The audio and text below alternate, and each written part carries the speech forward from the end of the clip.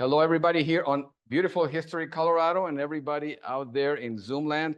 I'm just going to do this in celebration of the 5th anniversary of COVID. But that is gone, which was quite disruptive for the whole world. But what we're going to be talking about today in our lecture is something that was very disruptive, but positively in terms of communications on the West. But before I go into that, I need to pause for a little while to remember a very esteemed member of the Rocky Mountain Map Society. This happens to be our the picture that is on the Facebook page. And right there, you see a gentleman that is just rushing and looking at maps and all sorts of things. And his name is Myron West. And Myron West, that was the perfect last name for somebody like that, that knew the Western cartography like the palm of his hand. And he was not just an esteemed member of the society, but he was also the organizer for more than 20 years of our antique maps fairs. So he was the one that organized it. That's why you see it on that picture. And we all loved him very much, but he passed away a few days ago, unfortunately. He loved life, and he left a big void on his family, his friends, and members of the Rocky Mountain Map Society. So I thought about, maybe having a moment of silence, but knowing how enthusiastic he was about mapping, that he would be here asking all sorts of questions about the Cherokee Trail and all sorts of things. Let's give him a big round of applause for Myron West.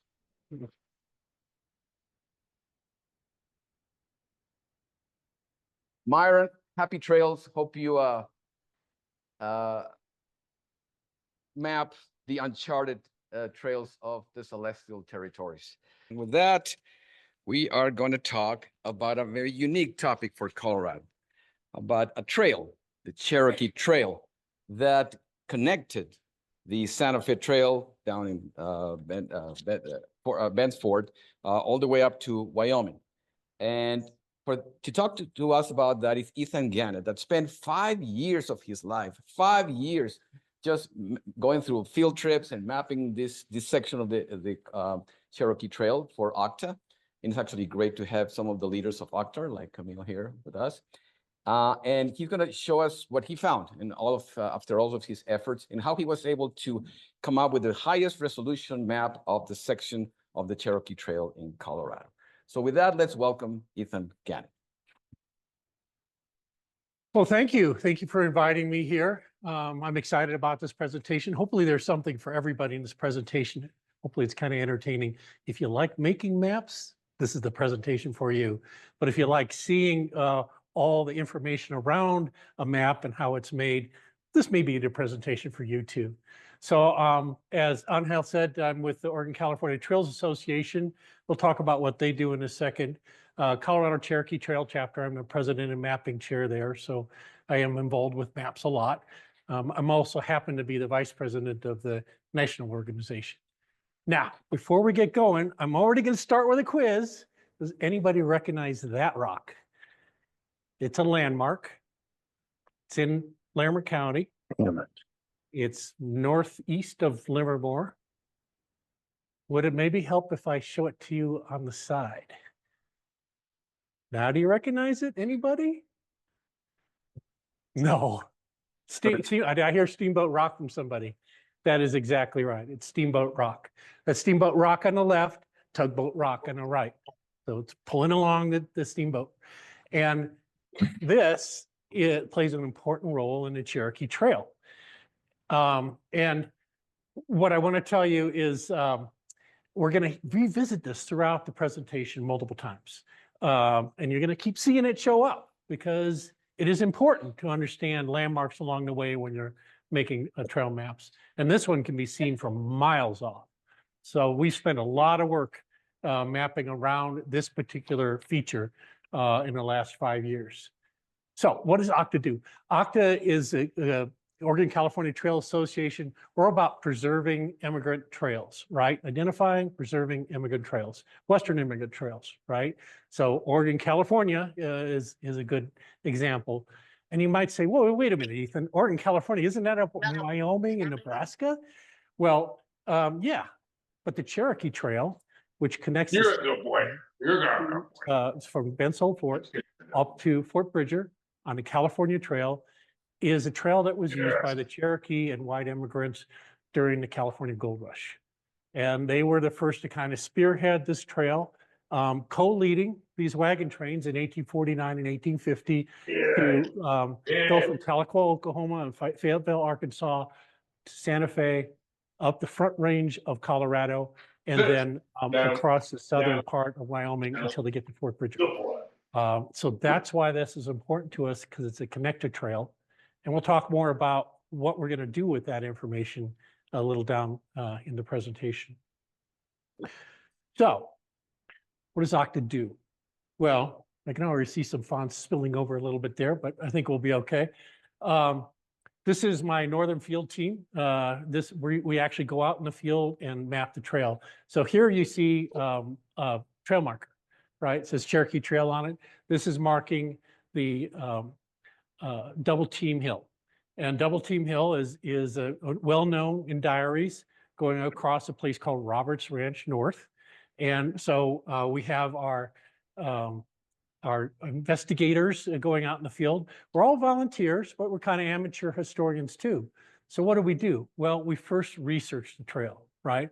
We look at references like Cherokee Trail Diaries by Jack and Pat Fletcher and Lee Whiteley, that is full of all the diary entries from 1849 and 1850, covering these wagon trains coming out. A book that Lee Whiteley wrote on his own called The Cherokee Trail from Ben's Fort to Fort Bridger. And that has more detailed maps in it and additional provenance around the trails before and after the Cherokee Trail that made up the Cherokee Trail. There's a fellow named Martin Schlew. We'll look a little bit at Martin's maps in a second here. Martin was a researcher in Larimer County, where I live in Fort Collins. In the 1980s, he researched and actually went out and walked the fields and walked where the ruts are, and then annotated maps with his findings. So his research is all in the Fort Collins archives. If you ever want to go look at it and pull out a bunch of maps, I'll show a few of those maps in a little second here. They're really fun to look at, and he did excellent work. Obviously, we go back and we look at Rocky Mountain News, other newspapers look at references to the Cherokee Trail, and there's a lot in the 1860s, 70s, and 80s. Here's one from Dr. Atkinson, who frequently traveled from Denver to Fort Bridger. And he's actually detailing the distances and describing it a little bit along the way. So that's really helpful. So we get that information along the way. Of course, maps. What are we here for? Maps. We want to see maps. So this is a map of Larimer County, 1883 map. I have annotated in the actual trail, the Cherokee Trail. It's actually on this map in 1883, which is nice. This is a handy map. Anybody want to know why it's a handy map? Any idea why is it a handy map? It's made by HP Handy, right? There you go. Wes knows it. It's a handy map. So maps are really important. We're going to deep dive into maps, of course, because of Rocky Mountain Map Society. Satellite imagery. Use high tech, right? So we look at satellite imagery, we can see the scars going across land, right? We can see the depressions, we can see the lack of vegetation, believe it or not, in certain places. Here is a place near the Palmer Divide across the backyard, literally backyard of one of our Okta members. And this, if you see the orange and red line right next to each other, there's actually two trails, and this is not unusual to find, two ruts, northbound, southbound, going right, like a highway right through her road, through her backyard. And lots of excellent evidence here on the satellite imagery. Spilling over to her neighbors, you can see the black and white, blue and purple lines there. Those are all indications of travel down of the wagons down a ridge and up the other side. We'll come back to that in a second. But satellite images is really, really helpful for us. Aerial imagery. Now, this is a pretty poor image from the 1980s. This is Martin Schlew's work, but I wanted to show some of his work because he did aerial images of all the Cherokee Trail in Larimer County. And he annotated it. You can see where he's marking 10 Mile Station, or it's also known as Cherokee Station. He's annotated where the trail goes along there. So for us in Larimer County, this is gold, right? Because this is really going to help us find the trail in the field. LiDAR, light detection and ranging, right? So shine a laser down to the ground. If it's 1 meter or less resolution, we can actually see ruts. And this is a good example of the kind of ruts you can see in LiDAR. This is actually, can you see on that black and gray spot going down, and the gray and blues? Okay, that is this LiDAR image, right? Cool. That's how amazingly you can see this, sitting at your computer, just typing away, right? And you can see this without even walking out in the field yet. So very handy to have these LiDAR imagery if there's a high enough resolution done at a particular area. We mass all this information, maps, references, old articles and things, and then we get access to the property, right? Whether it's public or private property, we always work with the owner. We never trespass. We always tell them what we do with artifacts, which, by the way, we don't dig up artifacts. We don't take artifacts. We leave them in place. We'll document them. We'll take a GPS, photograph them, so we can research them later to see if they're relevant to the period of the particular trail. But we get access, from the owner, and then we actually go out in the field. This is Roberts Ranch North. I've been showing you several maps of it already, and here's some evidence left of some of the ruts going up in Roberts Ranch North. So we go out in the field, we walk the trail, we find the ruts, right? We take a GPS track of the ruts. We find any artifacts along the way. We note those. And we use all the references that we have from the diaries and journals and everything else and articles to bring up the provenance of this trail did go here, and this is where it was. Then we make a cool map. Yay, it's map time. All right. Now you might say, Ethan, wait a minute. You said Cherokee Trail. I see a whole bunch of trails there. What the hell? Well, this is very typical of what we see in the field. We see multiple spurs, and it's based on the trail conditions at the time, the weather, the season. We'll see the trail migrate over time too. We'll move over. Maybe there's a spring they're going by. And so the trail does migrate a little bit, especially when it's going across a kind of wide expanse like this. When it's going around a feature, we wonder why it's all converging at the top up there. It's going around Grayback Ridge. There's only one certain way to get around there. So it all converges again. Those little bullseyes you see, anybody want to guess what those are? General Land Office survey markers. So these are section crossings, and we'll go deep dive on those a little bit later. You see how well they line up, right? Pretty gosh darn well, right? I mean, it's kind of amazing, right? That's 1860s, 1870s, and those are lining up with the ruts, the evidence today. The other thing we do is we classify the trail in the field. So we have a 6-point scale that the National Park Service uses. We work on behest of the National Park Service. So we're actually the ones finding the evidence for the National Park Service for National Historic Trail designation. And that's what this is really all about. That's cool. That's C1, C3s you see there. There are different classifications of trails. One being the best evidence, the most, hasn't been modified or overridden by cars and things. And then the scale goes all the way to 6 being a restoration. What do we do at the very end? We write a report. It goes to the National Park Service. So we write a report. This is the one on actually Cherokee Trail. This is Roberts Ranch South, if the township and range and sections. And that goes to National Park Service and secure server, and it's used for future evidence of a National Historic Trail. So take you back in time a little bit to early 2000s when the National Park Service said, hey, you know what? Oregon-California Trail had all these feeders coming into it. We should study those trails and see if they're relevant to the Western immigrant experience. Cherokee Trail was one of those 27 odd trails, right? So it went under study by legislation to see. And so we started studying it. And in 2019, the National Park Service National Trails Office said, hey, there's enough evidence here. We want this designated a National Historic Trail. So now we're working with Senator Hickenlooper and a Utah woman to introduce legislation to actually make the Cherokee Trail a National Historic Trail. That's why this is all interesting, right?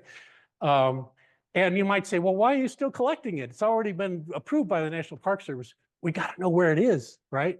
Think about once it becomes a National Historic Trail, now what is the state of Colorado going to want to do with it, right? We have to still know where it is and know where the best evidence of it is. So that's what we do, and that's what we collect.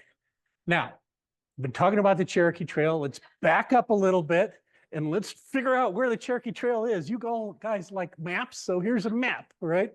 The Cherokee Trail starts down the lower right, works all the way up to the upper left. Lower right, Tahlequah, Oklahoma, Fayetteville, Arkansas, where the wagon train started from, going up to Santa Fe, across to Colorado, up the Front Range of Colorado, and across to Wyoming. And so here we are starting in Tahlequah, Fayetteville, a blaze trail up to Santa Fe. This is 1849, 1850, came down the Santa Fe Trail, and then all the way over to Bent's Fort, up the Arkansas River on the Trappers Trail, and followed north up through Denver and Fort Collins, and then across the southern part of Wyoming. And you notice there are actually multiple trails that they use, 49 and 50. We'll talk about those 49 and 50 trails in Colorado. There's 49 and 50 trails in Wyoming too. That's why you see the multiple trails going across. So we're gonna focus in on that Colorado part of this now, but that is the length of the entire Cherokee Trail. I'm biased. I often talk about Bent's Fort to Fort Bridger. There's more trail, right? There's lots more trail. All right, so how do we know exactly where to look for ruts? Well, we talked about, right, diaries and journals. We get descriptions, we get distances, we get sketches. We talked about articles that, again, have descriptions and sometimes distances in them. We talked about satellite LiDAR, aerial photography, depressions and scars that we can find in this. And of course, all the historical references that are out there. But what's the most important piece of data? Maps, right? Maps tell us where to look, right? Now, you might say, but wait, what map, right? Which maps should we trust, right? That's the real question here. This is another map. Okay, Wes, I'll put you on the spot. Do you know this map? Yes, very good. 1925. You know, the man knows his maps.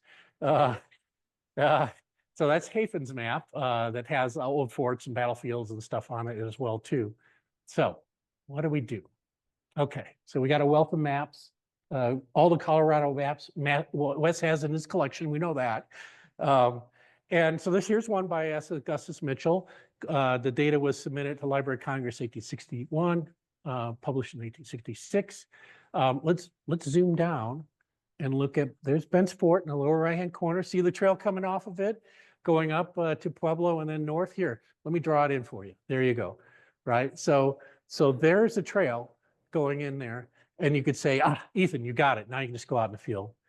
Not really. That's like, 1 inch to 30 miles. So no, I can't find the trail using this map. So not high enough resolution. How about Glenn R. Scott's maps? You know, Scott's maps from the 1970s, right? Here's the one of historic trails of Pueblo. Scott did a wonderful job, you know, collecting all of these. And you can see the Cherokee Trail, notice in the lower left-hand corner. Here, I'm going to draw it in for you, right? So here it goes across and up. So excellent work, right? He found the trail. This is a little better now. Now this is about 5 inches to 20 miles. So I might be able to find the trail from these, but it's still not good enough to really get out in the field and find it. I'll point out a couple interesting things. This will show up later. Scott found these and indicated these cutoff trails going around Pueblo. So there's the Divine Trail and a couple different versions of the Chico Creek Trail cutoff, right? If you go back and look in the diary entries back then, people weren't too kind about Pueblo. And so Pueblo wasn't necessarily like, hey, let's go to Pueblo, right? So if they could cut it off, in later times they cut it off and they reduced some distances they had to travel. And that's why these additional trails were used. Now we're going to go north. So we're looking at south. Let's go north back up into my territory. Look at a fellow named Richard Baker in the 1940s. He researched the Overland and Cherokee Trail maps. So Overland Stage. If you remember the Overland Stage history, it dropped down into Colorado in 1862 because of the Indian tax in Wyoming and Nebraska. He came down through Julesburg, along the South Platte to the confluence of the Cache la Poudre, and then up and straight up out of through Larimer County, out of the north of Colorado. That's the Cherokee Trail. So the Cherokee Trail predates by 13 years the Overland, and the Overland happened to use it. Everybody in Larimer County knows the Overland. They don't know the Cherokee Trail. So Richard Baker's work, this is actually transcribed from work he did in 42. I don't really know who drew this map. Do you know, Wes? Okay. I got you on one. It's kind of crude, but at the same time, look, it's got public lands survey system townships and ranges on it. So in some regards, it's kind of a good map. What I really like about it is it's a treasure chest, right? It's got all these little treasure marks on it, grave sites and little foundations and stuff. So it's kind of fun because it's like, oh, I found this map, and now let's go there. So it's a cool map. And then along comes Martin Schlew in the 1980s. Now Martin was like a true Octa member. He really actually went out in the field and he really documented very well. So he moved from this crude map to much more detailed maps of the area for both Cherokee and Overland trails. So let's deep dive on Martin's maps. But real quickly here, oh, look what's showing up. There's Steamboat Rock. Okay, I told you Steamboat Rock would come back. Here it is near the trail. Okay, there's some nice evidence there on these maps. So here's the detailed maps of Martin Schlew. What's wonderful about him is he put them on topological quads. So these are very easy to find in the field, right? Excellent annotation. He's drawing in the trails where he found them, the ruts where he found them. He's indicating different features. Hey, there's that double team hill. I'll tell you a little anecdote. I hadn't marked exactly where he put that arrow. I knew in general where it was. When we found the trail and we found evidence of it, and we finally, after several years working, put down the trail sign, and I took the GPS location on it, and I thought, I wonder how it maps back to Martin Schlew. Well, it's pretty much where the little arrow is, right? So he did an excellent job of like, it's right here. So that's a good example of excellent Octa type of work in the field. And he's noting some rock foundations and blacksmith shops and saloons. We've actually done, I'm part of Colorado Archaeological Society as well. We've actually done digs up there, around there. Can't say that we necessarily identified it as a saloon. Did find a lot of broken bottles of the period. Found lots and lots of camping gear that referenced that somebody had stopped there, maybe spent the night. Lots of tack and things like that, right? So obviously, and there's a spring nearby. This is a drainage coming through here. It's a good place to camp. So probably not surprising we found some evidence of that sort of thing. Now, so this is Roberts Ranch North again, right? We're back to the same place again. And this is now just to the west of the map you just saw. And here comes the trail. It's all converged again. Notice how it was all in spurs, and it's converging again, going through a place called 10 Mile Station, Stonewall, or Cherokee Station. There's a DAR monument there today. He's showing the tracks coming down the map, coming down the hill. And again, excellent detail here. But the best maps, it's going all the way back to the GLO guys, the General Land Office, the precursor to the BLM. These guys were actually surveying, right? So let's look at one, right? This is Township 10 North, Range 70 West. And this is Roberts Ranch North. The northern part of that is Roberts Ranch North. This is made by a conglomeration of work by William Ashley, Atkinson, and John Ashley. Different people. Don't know if they're related, brothers. I'm not sure, but Yeah, 67, 72, and 78. So Ashley, the first Ashley and Atkinson did the exterior boundaries of the township, and then the third Ashley did all the subdivisional work inside, right? So he did that in 1878. So let's zoom in on the top part of this, and you see some interesting things right away, right? I mean, he's marking some roads on there, right? So let's trace those roads, but oh, wait, before that, what do you suppose that is? Anybody want to guess? Come on. Steamboat Rock. No, I lied. It's Tugboat Rock. But Tugboat's attached to Steamboat, so Steamboat's just to the north of it, right? But here it is again, right next to the trail that the surveyor drew in 1878. All right. So let's draw these trails in. Now, this is interesting information. All of you probably know there's a certain thing that the surveyor does that's the most interesting thing to me. And it actually reminiscent to me of an old Johnny Cash song. Anybody want to know what the surveyor did that matters to me? He walked the line. Yeah, because you're mine, I walked the line, right? So he wasn't talking about surveyors, by the way. But the interesting thing is these guys walked the line, and they detailed, with chain measurements where these road crossing and river crossings were and what the terrain looked like, where they were. So they detail that very, very much, very well. What about inside of there? Well, I like to call it a cartoon, right? They didn't necessarily walk that trail. They didn't necessarily, sit there and sketch all around the mountain, right? They kind of drew it in from where they saw it and surveying, walking the section lines.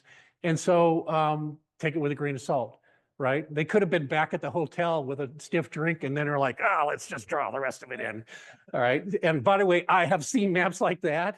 They completely missed the trail just north of here, completely missed the trail. I'm like, what were you doing that day? Apparently getting paid still. It's I don't know. So what's important here? What's important here are these section crossings, right? These little red, little green areas. That's real data for me, right? And I can get it from the field notes because almost all of this stuff is digitized. It's out on the BLM site, so I can go retrieve this data. So let's look at these two on the north there flashing. That would have been done by Atkinson in 72. So he's walking the exterior boundaries of the township. So let's look at his field note. His field note says, okay, I'm on the north line of township 10, range 70 west, and I'm walking west between section 5 and 32. So 5 is in this one and 32 is above in the next township, right? And at 33 chains, I find a wagon road. And then I also find one at 70.5 chains. There's my road. That's gold to me because now I can take these chain measures and convert them into modern day coordinates using the section corners of, from Earth Point of the two sections. I can interpolate to them to that chain crossing and I can get that GPS location. I can walk out in the field and I can walk right to where that road should be, right? It's 80. I always get this confused. It's 80 feet. Anybody in the audience? 80 feet. Is that right? I think it's 80 feet. Yeah, because it's all built so that when you get to a mile, it comes out even. So I think it's 80 feet. I'll have to correct you later when I remember what it was. So notice he says wagon road too, which is helpful, right? So 72, this is now about 4 years later after public stagecoach service stopped. So he kind of sees, wagons on the road. He's not calling the stagecoach road, there's stage road. He's just saying it's a wagon road, but at least he's saying it's a wagon road, right? Now let's look internally. So let's look at these. So this is the subdivisional work, right, where they're crossing the section. This would be the second Ashley, right, John Ashley in 78. And let's look at his field notes. So again, Township 10 North, range 70 West, north on a random line between sections 4 and 6. And at, what does that say, 8.25 and 60, I find a road, right? Just a road, all right? Not very helpful to me, but It's a road. Okay, good. I can find that location too and go to it in the field. Well, one thing you'll notice real quickly here is that there's kind of a bingo, surveyor naming bingo game going on here. If you go across the entire breadth of the Cherokee Trail along Colorado, you will find a wealth of names, right? Stage Road, Old Stage Road, Denver to Laramie Road, Wagon Road. Oh, there's a good one. Center of Denver Road, Old Platte Road, Old Santa Fe Road, right? Okay, now we're going south. You can see we're going south, Fountain to Arkansas River, Denver to Pueblo, Old Southern Road, Old Military Road, Settlers Road. My favorite, Squirrel Creek Road. All right, so what does this tell you? It tells you that in that time when they're surveying, the road is continuing to be used. It's known as something different. The shortest point between A and B is to follow the run road that's already been created, right? So it's not surprising that none of these see Cherokee Trail, right? Because we're talking at minimal, 10, 12 years later, and even worse, 20 years later. So they're calling it by what they know publicly, and that's direction to Denver, so this is the road to Denver, right? So a lot of them, it's very rare to find anybody saying Cherokee Trail here. All right, we got all the information we need. We can put it all together, and now we can come up with a real map. So here's a diary entry from June 29th. This is Cherokee John Lowry Brown. He was on the 1850 Sam Houston Mays Cherokee wagon train. There was a series of 4 different wagon trains coming down the road in 1850. So they were spread out, right? So he hits this location in June 29th.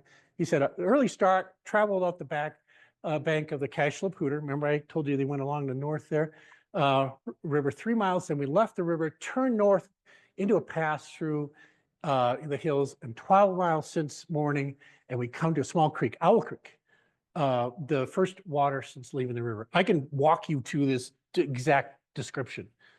This is enough for me to tell you, oh, he was right there.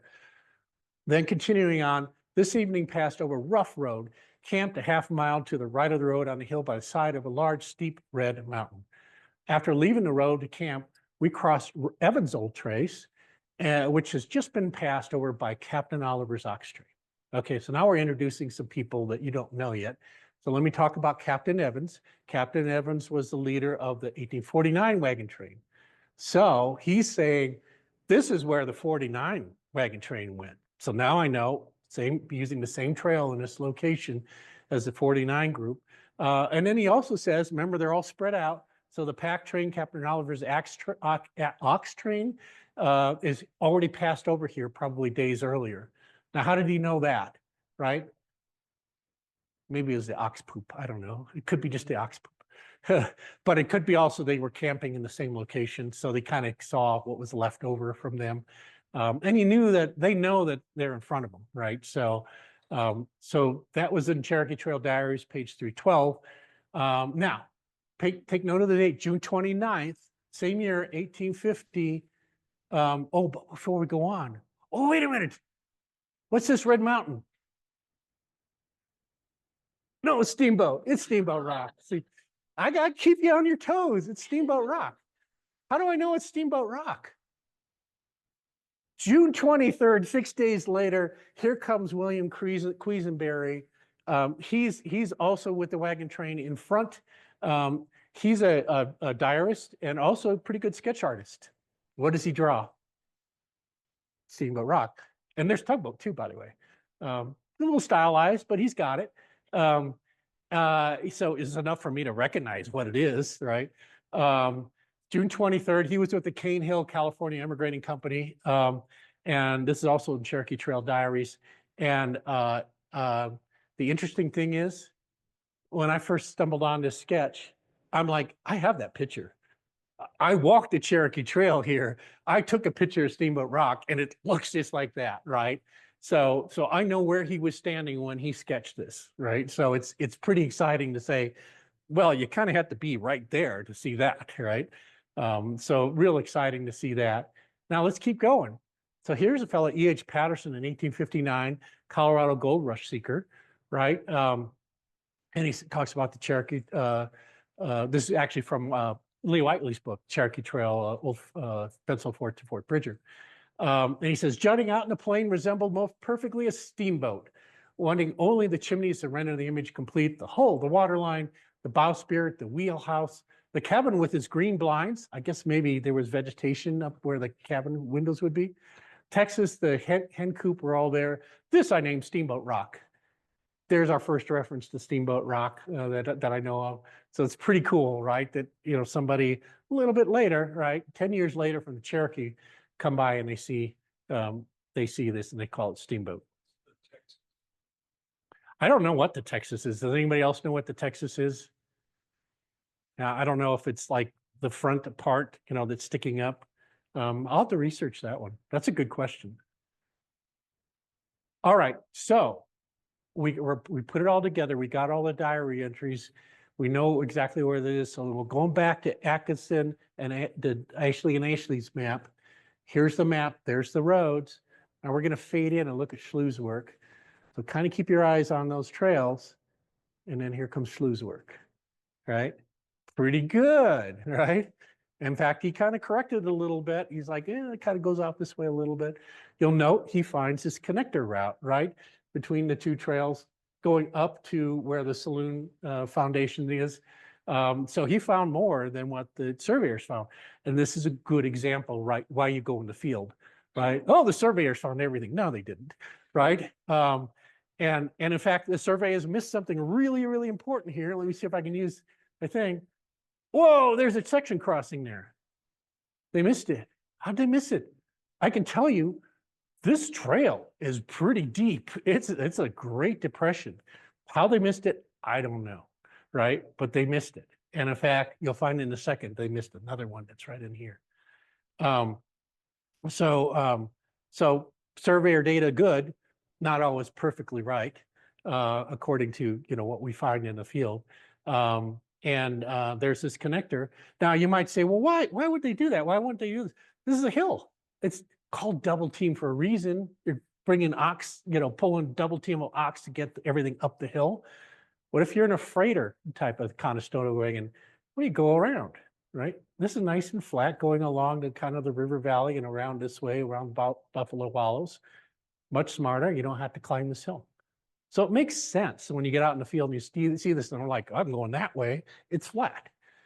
Now we're going to go and just look at the octawork. Should I do it again so you can go, ooh, look at that. All right. So Schlew did pretty good, right? That's the first thing you can say. There's the orange trail. There's the purple trail. There's the trail going around by the walls, even this extra little side trail going around here, and these trails up here. These are the surveyor trails. This purple one, green one is another surveyor trail. I'll have you know that the overland stage coach came in. It actually originally came from the south, and then they shortened the route, came up through Park Creek, and they came in down a place called Devil's Washboard right here. There's probably a reason there's these old foundations and things down here, because once you get down this steep hill, you probably need a stiff drink and a repair, right? So a blacksmith and a saloon. But notice we found something else. Some of the best evidence on the ranch right there that Schlew missed, but there is excellent ruttage coming up and down the hills in here. This has got an incredible scar going up the hill, which we put a marker on because you can't miss it. And it's like an X, one trail going this way, one trail going that way. There's your GLO markers, those little bullseyes. So they line up pretty good, don't they? Okay, there's one more thing that Steamboat Rock has to tell us. There's a secret it's holding. We found a lot of evidence relative to Steamboat Rock, but what's the last secret? Well, Dale Roberts, who's a 90, almost going to be 91 this year, patriarch of Roberts Ranch, and his ranch manager, Zach Thode, said, there's signatures on top of Steamboat Rock. I'm like, oh, really? All right, maybe we should mount an expedition. So here I am. There's our Steamboat Rock. Now we know what it looks like on the edge, right? Notice the 3 tiers. There's signatures on every tier, right? And so we clambered up there in 2 different expeditions to go up there and take a look. And there are incredible, and there's probably dozens, if not hundreds of signatures up there very ornate signatures. Somebody took some time on July 14th, 1876 to write this in and draw the little, heart around it. Pretty cool. What he was doing up there, I don't know, but he was with TM Minor because TM Minor was there on exactly the same date of the year, right? Does this have some sort of recognition, 1876? What happened in 1876? Colorado statehood, right? I don't know why they were up there. We have researched these names, can't figure out exactly what the fit is. But they could have been waiting for somebody to come down the trail. They could have been shepherds, watching with their flock. They could have been scouting, for something. All sorts of reasons they might have been up there. Or they may have just been camping at the base and they thought, let's go climb up there and scratch our names in. Well, what do you suppose I was looking for? What I was looking for was evidence of the Cherokee Trail, and I found it. 1849. There is the year that the Cherokee Trail first came through here. And unfortunately, you can see the rock is sloughed off on the top of it. There's no name associated with it. I wish there was a name because I could then map it back to these diary entries. We have lots, almost everybody who was on the train. So we could have mapped it to a name, but at least I know somebody was up there, most likely in 1849. Maybe, hopefully not one of my buddies coming up a day before me and scratching it in really madly, very quickly. But there's our evidence, right? That this had a person visited in 1849, probably, likely from the Cherokee Trail wagon train in 1849. All right, I promised something specific for you guys, the Rocky Mountain Map Society. Only you could really appreciate a high-resolution Cherokee Trail map. So let's talk about this, and I'll show a couple of maps, and then we'll go to a Q&A. What we did, so we took all those GLO crossings, hundreds, across Colorado, and we identified all those GLO section crossings and mapped them, right? We mapped them by doing that interpolation technique between the section corners, so we know where every single crossing was. And then we took the survey plats and overlaid them. We georeferenced them down to the section corners and the GLO crossings where the trail crossed to get our best guess of where the trail would be. Now you might say, but Ethan, didn't you tell me that was a kind of a cartoon? Yes, but it's the best guess we have at this point of where the trail traversed. And of course, we tacked it down to where the actual crossings are. So we know that's accurate, right, where the crossing is. And then we go in and backfill it with the Octa data that we do have, right? The field work that we've done, ground field work, put that in, put the reality like that Roberts Ranch one. That's all real, hard work that we did to record that data. I want to acknowledge Bruce Watson, who was mapping chair before me. He spent a good year and a half just doing this mapping. He did kind of Denver South. I did Denver North. Somebody will say he got the short shrift on that job. In fact, he did the 1850 trail, 1849 trail as well to the north. And Larry Obermessick, Larry's presented here before. Larry's our Cherokee Trail South team. He leads that team collecting data as well from in the south part. And of course, all the current and past Cherokee Trail field team members have been involved here. So thanks to all of them. Let's look at maps. Oh, wait a minute. Applications. So what does this matter? Well, first of all, foremost, field mapping, right? I still need to go out in the field, and there's lots of field mapping I have to do. So I now can give GPS crossings to any field team and say, go there, you should find a rut, right? State tourism map. We're actually already working with Colorado State in advance of the National Historic Trail designation. The minute that gets National Historic Trail designation, they're going to say, hey, Cherokee Trail, where's that? And like, here it is, right? So we can give it to them, they can put it on a map. Road signage, where the trail crosses the road. We'll see in a second here that it parallels a lot of distinct roads in the state. Park creation, think about this. I'm working right now in Fort Collins where Cherokee Trail goes right through Coyote Ridge and Cathy Fern Prairie. And they're thinking of actually connecting a trail between these two natural areas. We can restore the trail. That'd be the first Class 6 trail in Colorado. So that's a restored Cherokee Trail. Park creation, and of course, historical references. So let's look at it. So there's pencil fort. So what's neat about this, because you're just like, Ethan, you're kind of drawing the same line that I saw before. No. This is a shape file. This is a GPX location. I can zoom in on this down to the section level, subsection level, and show you the trail going through the section. That's what's neat about this. And I'll show you one of those in a second here, one you're familiar with now. There's the little cutoffs, right? I've put those in dotted lines for now. But those are the cutoffs that Glenn R. Scott talked about. And so the 1850 trail, 1849 trail goes up from Bensall Fort along the Arkansas and then north along Fountain Creek going up to Denver. And then we keep going, Palmer Divide area. This is where I showed you, remember that the two trails that are coming across the backyard of a property owner? That's where the trail is coming up through her backyard and then across to Denver. And once we get to Denver, notice what happens. The 49 trail, I haven't talked about the Trappers Trail yet. Trappers Trail went from Taos to Fort Laramie, right? Cherokee Trail leveraged that trail and used it for the most part for the 1849 route and followed the South Platte all the way up to the confluence of the Cache-la-Poudre, crossed the river, and then they blazed trail across the north part of the Cache-la-Poudre, and then met back in LaPorte. The 1850 folks said, wait a minute, we can make this shorter. And you'll see in a second, it's a lot shorter. Let's cross the Platte River now in Denver and go straight north. Much easier to go that way. So there we go. And so here we are coming up on those two routes, the 18, here, I went advanced twice. There's the 1849 route following the Trappers Trail, crossing the Cache-la-Poudre and going along. They blazed the trail along the north part of Cache-la-Poudre. And then there's the trail that goes straight north, Cherokee Trail. Does that remind you of any road that you know? It's 287.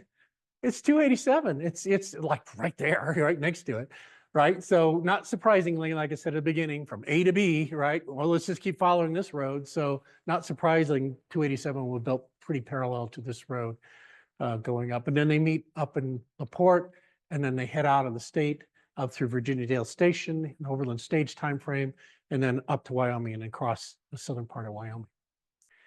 So I promised I'd zoom in on one of these. Oh, look, there's our old friend. You should recognize this now if you're mappers. It's Roberts Ranch North. That's the trail. And if you look real carefully here, you can see the little tiny dots coming out on the edge right there. That's this, right? So there's our trail. There's all of our spurs. That's Roberts Ranch North. All right, we're almost done. A couple quick updates. We're hosting the convention for OCTA, the national convention in Pueblo this year. So you're really lucky. It's going to be very nearby. And that'll be in September 7th through 12th. We'll have presentations, tours, workshops. The public's invited.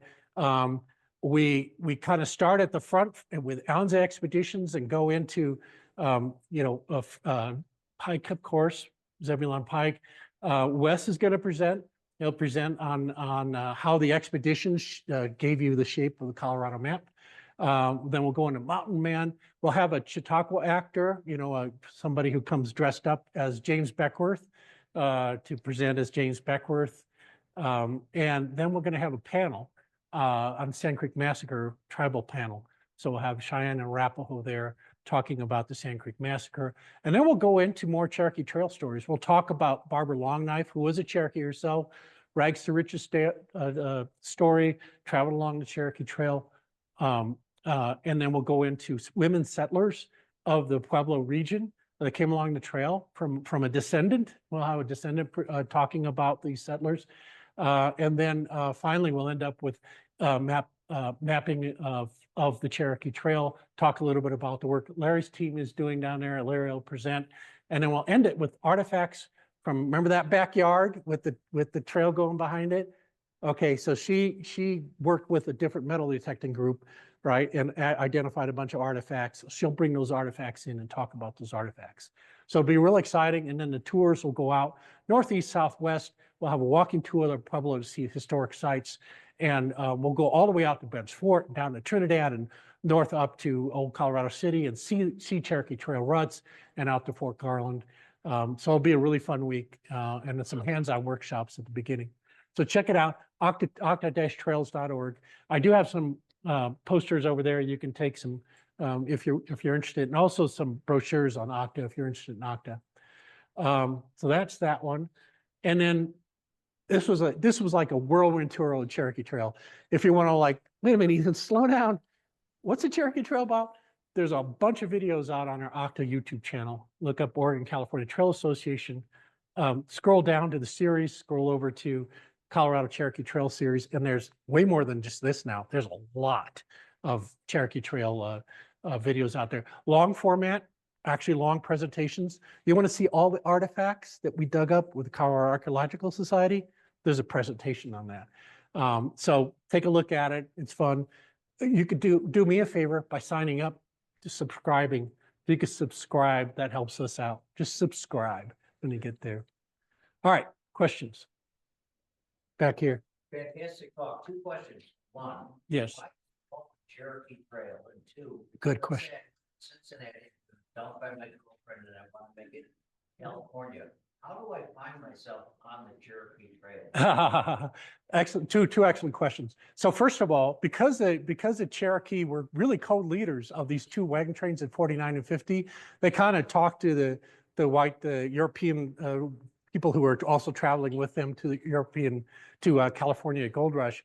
They said, hey, look, we can work with the natives. We can do this trip. Come with us. And so they were trusted co-leaders of this. And so you can see from the diary entries, many people refer to it as Cherokee Trail. You can see from the articles, Rocky Mountain News articles, they referred to it as Cherokee Trail. So it kind of stuck back, at least back there and in that time, it was quite well known. Now, as the overland stage comes in, that kind of begins to overwhelm because they're using the same routes back and forth from Denver. Remember that 49 route along the South Platte? Guess what? Ben Holiday, when he brought the line down, smart businessman, by the way, he realized that by bringing the line down, he's 150 miles closer to Salt Lake City, so less of a distance. And Denver was a booming town at that point. So now he's got a new market for cargo and passengers and everything else. So he came down that 49 route from Cherokee Trail to Denver and then back up the 50 route. Right, so he took great advantage of the roads that were already there, and then as a traveler, right, you might not, right, but if you ended up on the Santa Fe Trail, let's say for some reason you're like going down to Santa Fe, but you actually want to get out to California and Oregon, well, you're going to have to come across somewhere, right? And Cherokee Trail would have been one of the key trails you could take.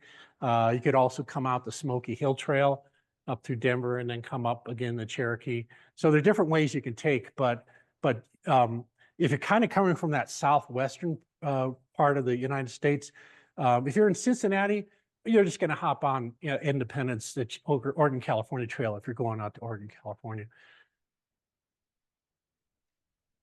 Yeah, I'll skip alongside the question, but I saw your quote, and I think it's Patterson, who came here looking for gold. And I wondered if you ran across the name of Great Russell or any of the Russell brothers. I've been to Russellville. In fact, yeah. So this will be the last question. Oh, repeat the question. Yeah. The question is, have you ever run into the Russell brothers in Russellville? Right. I've actually been to Russellville with, of all people, Lee Whiteley, the guy who wrote the Cherokee Trail book. And there's a video out there about Russellville. We shot it right with some of the last remains there. So yes, I've heard about the Russells. I'll tell you a little anecdote that we did. I don't specifically. Yeah, I don't specifically. I don't know. Does anybody in the audience know? We're all amateur historians. Yeah. Yeah. Well, so let me tell you a story about the gold, right? So the Cherokee, again, they were marched on the Trail of Tears from Georgia. What were they doing in Georgia? They were gold miners. So they knew how to gold mine. So when they got the Tahlequah, they said, hey, heck with, so this is, by the way, we're not talking about the Trail of Tears here. This is different from the Trail of Tears, right? So they said, let's get out of here. Let's go get our gold. When they got to Ralston Creek in 1850, guess who found the gold?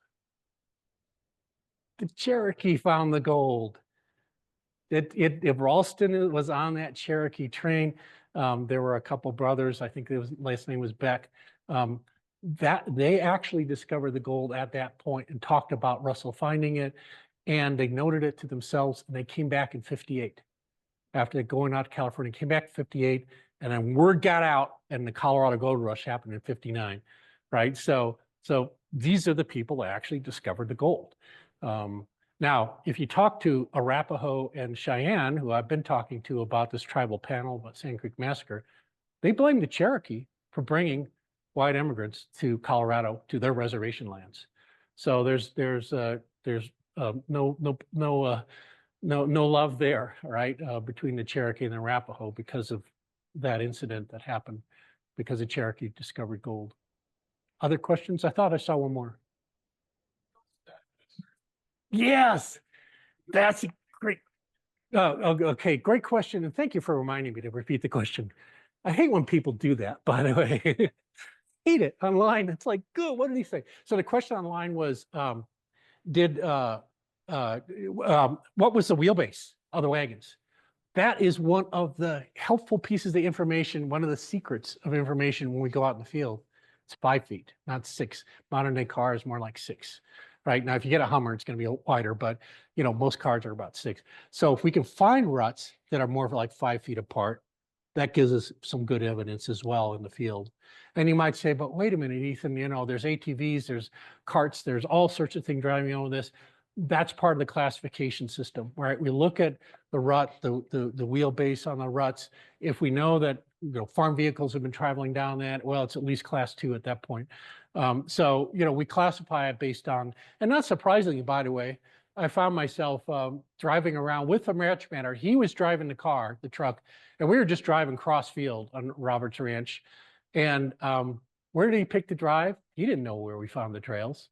He drove down the road. He drove down it's like, he just picked the path that was most logical. Well, it's human nature, right? You're going to pick the path that's most logical. So he drove down the road without even knowing that's exactly where remember that yellow road? That's where that yellow road was. He just drove right through it. Question. Oh, question online. Let's take that, and then we'll take yours next. That's a great question. So do you have a digital map of the trail so we can use on our phones so we can identify where the trail goes? One of the things I want to do for OCTA, now I was talking as a vice president, right, is to create such an interactive map and ultimately an application. Lewis and Clark Trail Alliance has an application like this where you can go in and you can look up the trail and you can find sites, right? Now, there are some interactive maps that National Park Service has. They're not very detailed. I'd like to create one that's unique to the Cherokee Trail, at least in Colorado, if not the whole length of it, that gives that kind of detail. So the answer is not yet, but hopefully one day here it'll be available for the general public to use. Because we'd like people to remember this history of this. They don't know the history of it, a lot of people. The question over here. How much of the trail is actually currently buried underneath modern roadways? Oh, good question. Campsites too, when you were doing your surveying all of those places? Yeah, okay, so 2 questions. One was how much of the trail is buried under modern roads? And the second one is, did you find campsites along the way? I would say that I'll answer last one first. The campsite one, not unless you did, because you got to go down pretty far, right? So that you do as an actual archaeological survey. Dr. Norton would like me. So in that saloon area I talked about, yeah, absolutely, we found some. You once in a while, like Double Team Hill, we find some old buckets and things. They're hard to date, so you don't know that they are of that period. As far as being under roads, yes. I mean, there's a lot, 287, it crosses 287 in multiple places. So it's buried and you look for it on either side of it and you find it, right? But it's buried and overtaken by cars and farm vehicles. And it's just, there's a place called where Glade Reservoir is going to be in Larimer County. The Cherokee Trail goes right up through the middle of it. And there's a road that was an old mine road, old feldspar mine road that's named on USGS maps today. Well, that's the Cherokee Trail, right? But lots of cars have driven over it for other purposes. So it does get obliterated over time. And that's why we want to try to preserve some of the trails, so people can see the original ruts. And there are places you can see them. Blue Stem open space near Colorado Springs. Is one of the places Larry's team is working. The ruts do come across that open space. Trapper Trail also comes up through there. They're one and the same at that point. Was there another question back here? Let's do the one all the way back with the mic. How safe, I'm sorry, how safe was the trail? Oh, how safe was the trail? So I was reading the Fletcher's book just the other night, and I was reminded of the fact that there were no disease deaths on the trail, largely because it was with different water sources and not on the Oregon-California Trail until you got to Fort Bridger.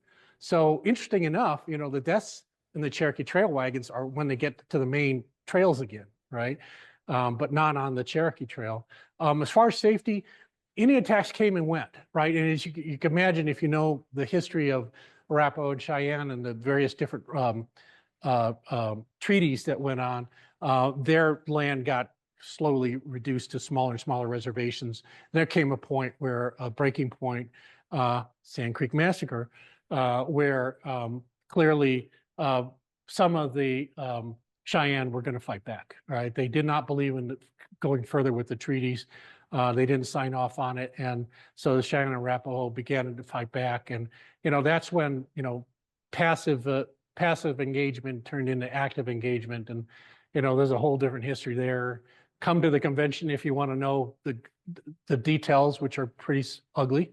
There's a great exhibit here. I think it's still here on the Sand Creek Massacre, as told really from the Native Americans' perspective. So, and that's kind of what you'll see in the convention as well. Relatively safe. You know, it's amazing how many diary entries I read about. You know, we were beginning to push out buffalo and flora and fauna, and the Native Americans were more hungry. They would come into the camps when they're camping at night, you know, beg for food, want food. They would even bring back, you know, escape horses, bring back horses. So there was actually a lot of good stories about coexistence, right, between the Native American tribes and these settlers as they passed through. I think immigrants as they passed through. I think when they began to settle, it became much more of an issue for the Native Americans. And that's when it's like, you're on my land, you're staying here, you know, you're obliterating my food source. And that's when the pushback really started. So, but as far as Indian attacks on the trail, a lot more along the Oregon-California Trail. That's why that overland stage line dropped down into Colorado. So there were attacks along the overland stage line in Colorado, right? And there's, if you ever go to Virginiadale Station, you know, there's a hunter for the station that was kicked out, was shot with an arrow by Native Americans, crawled his way back, but died at the station. So there are examples of danger on the road. For the most part, actually relatively safe. Okay, thank you. Perfect. Well, thank you, everybody, and we'll see you on April 22nd, I believe. Yeah. Thank you.